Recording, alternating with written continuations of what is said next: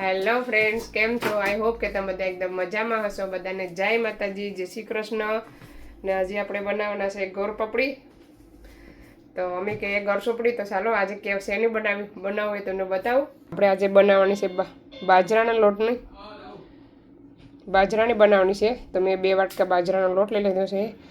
1 વાટકો ગોળ છે. આમાં છે હૂંફનો પાવડર છે. આમાં એલચીનો પાવડર છે.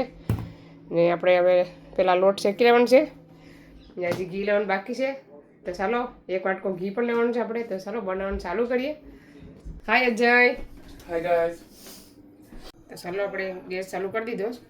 પહેલાં આપણો લોટ એમને શેકી લેવાનો છે.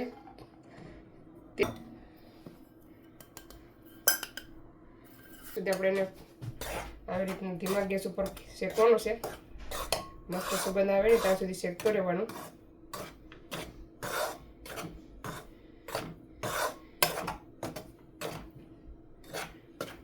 તો ચાલો લોટ બધો શેકાઈ ગયો છે, જોઈ શકો છો.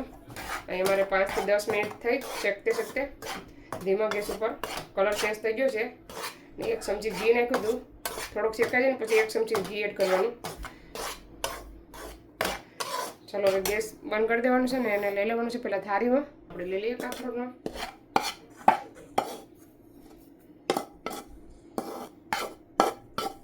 હવે આપણે એડ કરી દેવાનું છે ઘી. 1 વાટકામાં થોડું ઓછું છે. ઘીને ઓગળવા દેવાનું છે.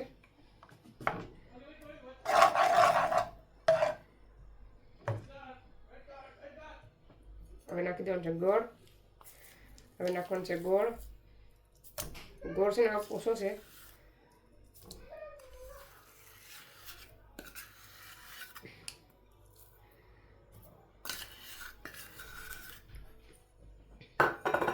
બધાને છે ને ધીમે ધીમે થવા દેવાનું છે ભાઈ.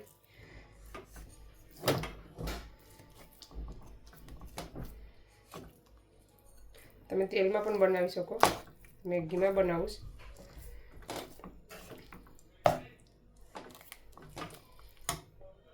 ચાલો ગોળ બધો ઉગડી ગયો છે. હવે એને થવા દેવાનું છે આવી રીતે. ચાલો બબલ થવા આવ્યા છે. પછી આપણે એને પકાવવાનો છે બરાબર. આપણે છે ને હજી થોડીક કડક બનાવવાની છે ગોળ પપડી. કડક ખાવાની બહુ મજા આવે. તૂટેની પણ ખાવાની બહુ જ મજા આવે. મને બહુ જ મારી ફેવરેટ છે. મસ્ત મજાનો બબલ આવી ગયા છે. જોજો બધા. હજી થોડોક પાકીએ 2 મિનિટ સુધી, 1-2 મિનિટ. ગેસ હાવ ધીમો કરી દેવાનો. સતત હલાવતું રહેવાનું છે આવી રીતે. હવે આપણે નાખી દેવાનું છે હૂંફ પાવડર. થોડો હૂંફ પાવડર વધારે લેવાનો છે. 2 ચમચી લીધો છે મેં એલચી પાવડર.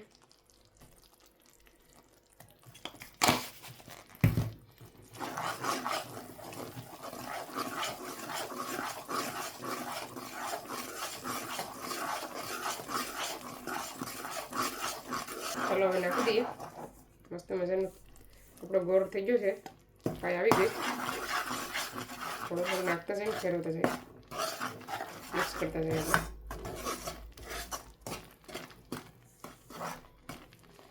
ચાલો બધું નાખી દીધો. અને હવે એને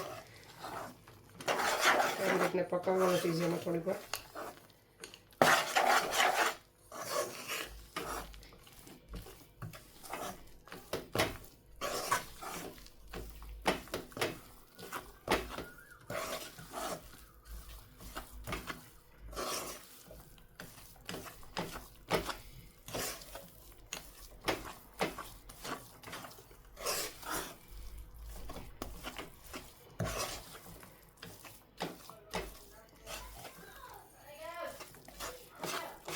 હવે સખત એને ફેરવવાનું છે. પાકવા દેવાનું પ્રમાણે મસ્ત.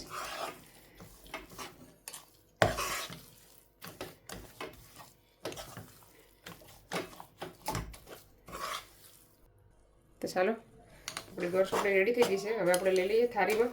થાળીમાં ઘી લગાવી દીધું. હવે ગેસ બંધ કરી દેવાનો.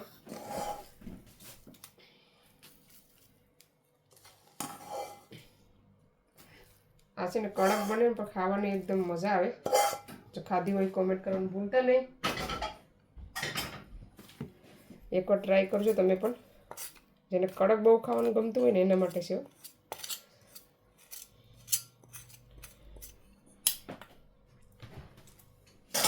ચાલો વાટકો લઈ લઈએ.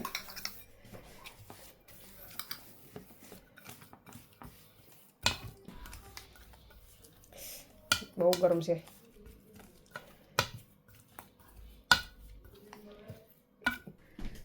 મેં નાની સ્પૂન લઈ આવી સાઈડમાં છે ને આપણે બરાબર સેટઅપ કરી નાખીએ.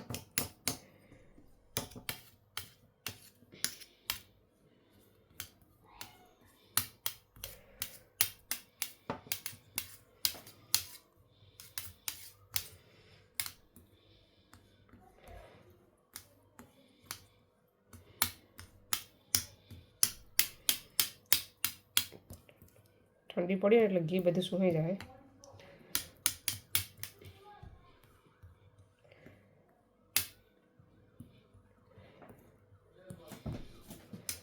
ચલો હમણાં ટ્રાય કરીએ આપણે. કાપા પડે તો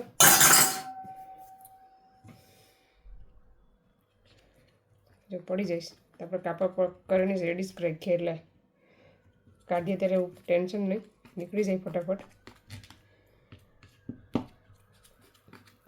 એ થોડુંક વધી ગયું.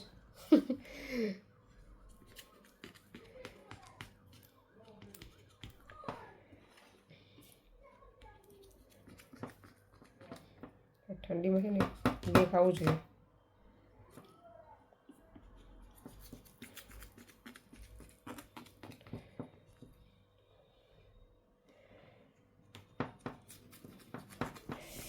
બહુ જ ગરમ થઈ જાય તો એક થાળી પણ અડાતી નથી, એટલું ગરમ છે.